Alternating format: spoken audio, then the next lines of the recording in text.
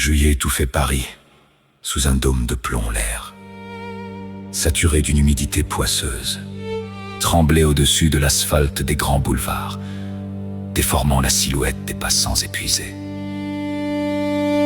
Il était 14 heures, le thermomètre affichait 39 degrés à l'ombre. Les terrasses des cafés suffoquaient, les ventilateurs brassant un air lourd qui sentait la poussière, les gaz d'échappement et la sueur rance. Le monde semblait figé dans une léthargie estivale, écrasé par le poids d'un soleil implacable. Puis, le silence se fit. Ce ne fut pas une absence de bruit graduel, mais une cassure nette, brutale, comme si l'atmosphère elle-même venait de retenir son souffle. Le bourdonnement continu de la capitale, le grondement des moteurs, le fracas lointain du métro aérien, les éclats de voix, sembla soudain avalé par une pression invisible. Ceux qui marchaient dans les rues de la capitale s'arrêtèrent, l'oreille tendue, la peau soudain hérissée d'un frisson incompréhensible. Une odeur étrange balaya l'odeur du bitume surchauffé.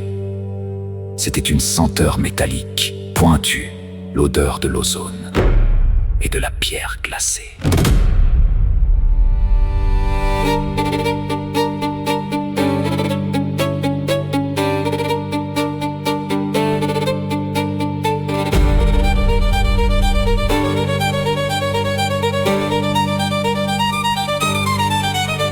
Le premier flocon tomba sur la place de la République.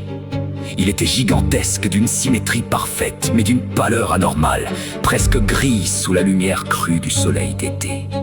Il tournoya lentement dans l'air brûlant, défiant toutes les lois de la thermodynamique, pour venir se poser sur la table en zinc brûlante d'un bistrot.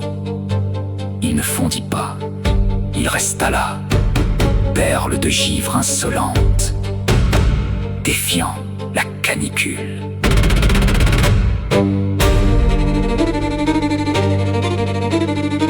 Quelques secondes plus tard, le ciel de Paris, d'un bleu délavé par la chaleur, se déchira. Des nuages d'une noirceur insondable, gonflés et menaçants, roulèrent au-dessus des toits en zinc avec une vitesse effarante. Ils engloutirent le soleil. La température ne baissa pas progressivement, elle chuta comme une pierre jetée dans un puits. En moins d'une minute, l'air passa de 39 degrés à 0. L'humidité suffocante se cristallisa instantanément. Une respiration collective, un halètement de surprise parcourut la ville. L'air devint une lame de rasoir sur les peaux dénudées, s'infiltrant dans les poumons avec la violence d'une aiguille de glace. Puis, le déluge blanc commença. Ce n'était pas la neige poétique des soirs d'hiver, c'était une précipitation d'une densité terrifiante, un mur de glace concassé qui s'abattait avec furie sur la capitale.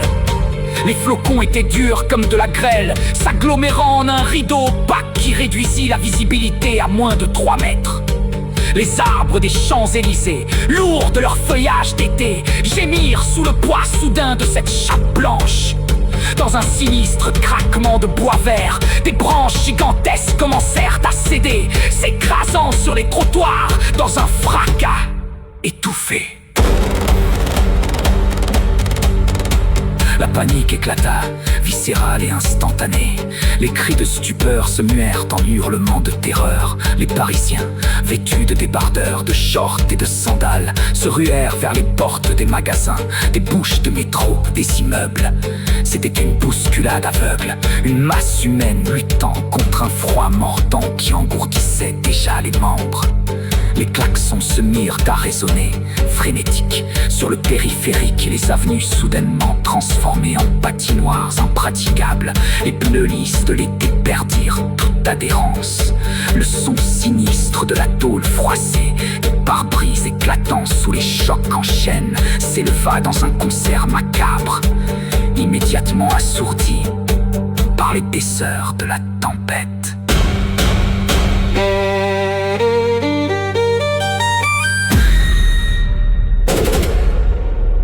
Dans les cafés, derrière les vitrines qui se couvraient de givre à vue d'œil, Les survivants de cette première vague de froid regardaient l'impossible se dérouler.